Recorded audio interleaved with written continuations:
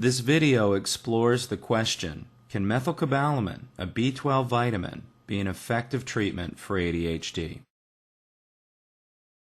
It was the summer of 2004 when my son was diagnosed with autism. In taking a look at researchers' work of Drs. Jill James, Dick Deeth, and Jim Newbrander on oxidative stress related to autism, I decided to try methylcobalamin as a therapy. My philosophy in trying new therapies was to always try it on myself first to see if there were any side effects. But rather than side effects, what I had felt was clearer-minded than I had ever felt before. Although accidental, it seemed that I was the first person to recover from symptoms of ADHD by using methylcobalamin.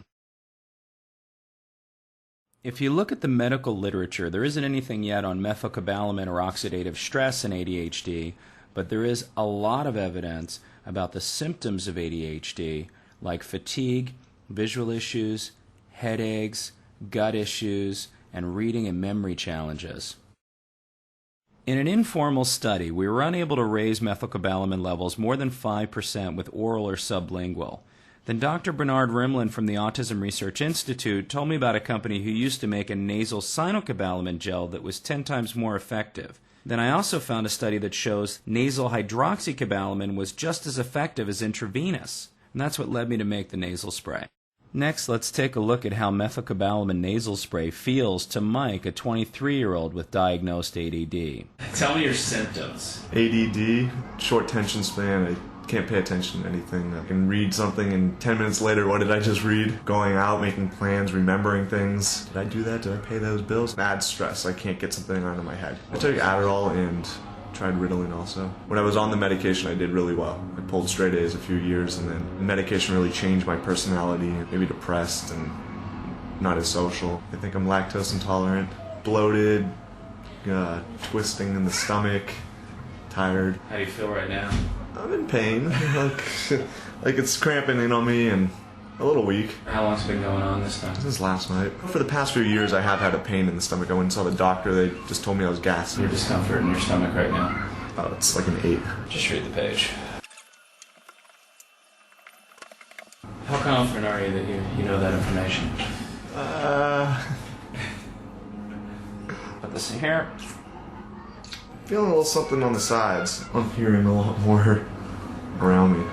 Kids outside and cars driving by while I'm listening to you. Where's your head pressure? So, I really don't feel much, actually. And your stomach pain? It's not really there. I seem a little bit more relaxed. Read that and see what you feel. Usually I hesitate on bigger words and I read over them twice. I just read through it this time. Do you notice a difference in reading? It was actually smoother than I usually read. I don't like reading. I actually continue to read on. I have been noticing that my nose cleared up. Before I go. I can take big breaths, but it's clear. I'm definitely much more relaxed. Clear-headed. Energy? Up there. It's a major improvement from when I came in here. How's the pain? It's not there.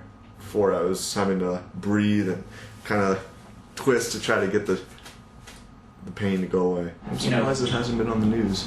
7 weeks later, we took Mike to Q-Metrics in Burbank to see if we could measure the effects of methylcobalamin nasal spray on the brain. Mike had not used any medications or methylcobalamin during that time. Mike immediately had challenges with the boredom of doing an EEG and began sighing about once every 45 seconds.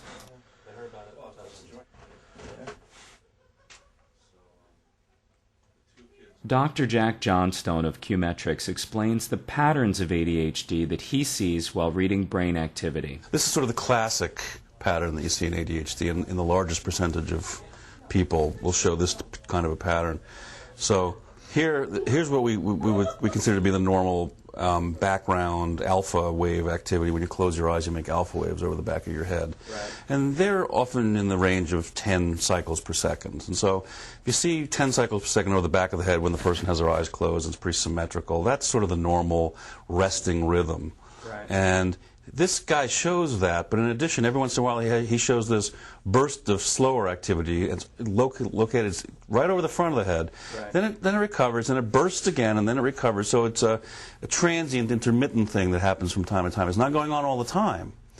It's happening from, every few seconds in this particular example. This lack of synchronicity between the front and the back of the brain can cause conditions like attention deficit, anxiety, and depression. The other one I was showing you on the screen here, where you see very high frequency activity over the frontal lobe, is another subgroup or another pattern that we see a lot in ADHD. And what we're doing here is to look at this individual's physiological pattern, do a fast intervention, and see if that changes.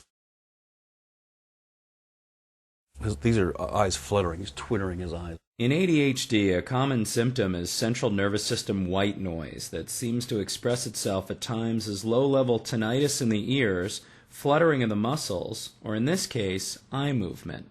The one thing I see is that when we ask you to close your eyes, you're fluttering a little bit. Can you feel it? Yeah. When you close your eyes, you can feel your eyes kind of jiggling a little bit? They always do that. When I go try to get Okay. Now, in looking at an EEG, we hope to see harmonious-looking waves across the entire brain. In ADHD, one very common characteristic is the frontal lobe being out of sync, either slower or faster than the rest of the brain. That's clearly the type of theta activity that we see in that large subset of individuals with ADHD that we were talking about earlier. It may sound counterintuitive, but if the frontal lobe is slower or out of sync, the brain seems to either become more hyperactive and anxious or at times depressed. The bottom line is having an out-of-sync brain can have many negative side effects. Clearly this is way slower than this is down here. This one you can see is going up and down 1, 2, 3, 4, 5 or 6 times per second, something like that. These guys are going 1, 2, 3, 4, 5, 6, 7, 8, 9, 10, 11, like 10 or 11. What I'd say is there's excessive theta activity over the front of his head. And the analysis confirmed there was excessive theta activity or slowness in the frontal lobe, which was clearly shown in a large patch of red and yellow positioned at the front of this top-down drawing of the brain. And then we gave Mike the spray. These are clearly faster rhythms up here now. This is a beautiful recording now. It's actually looking pretty good here. It looks like it's a little better to me. I mean, I hate to call it so early here, but it's faster down here. See how fast this rhythm is in here? There is more rhythmic activity up the front. Does that surprise you? Yeah. Jack was surprised that a vitamin was doing what he thought only medications could do, normalize brain activity. And Mike wasn't even feeling the full effects yet. Mike, how do you feel right now? Not bad. It's not like, I mean, last time it seemed like I was like, yeah, let's do this. This looks so much more, they all look very similar from like here to here, compared to before where these guys looked different then. I think that's the case. I think he's doing way better on the eye jiggle than he was when he first started.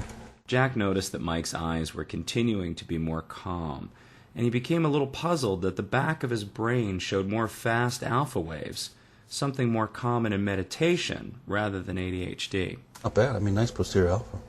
He seems like if anything, he's making less theta rather than more over time. How do you feel? Not bad.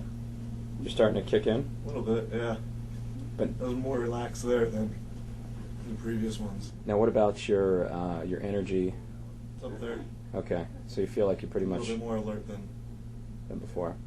This accelerated clip shows how Mike's sighing was improved by 400%. Let me tell you.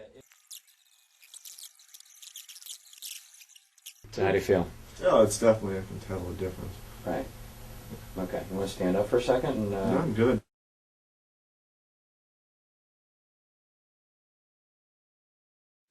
This looks like a normal EEG to me. I think from a visual interpretation, I think that a neurologist would read that last one as a normal EEG. I feel definitely a little bit more alert and aware and Focused. focused. Anxiety? No, I'm relaxed. When you do the before and after of someone on a stimulant drug, do the results look similar?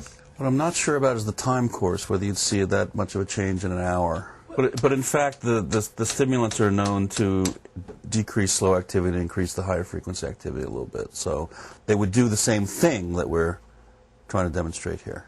To summarize, this is only one case, but it seems that exploring the possibility that this therapy may help at least a subset of people with ADHD seems a prudent thing to do.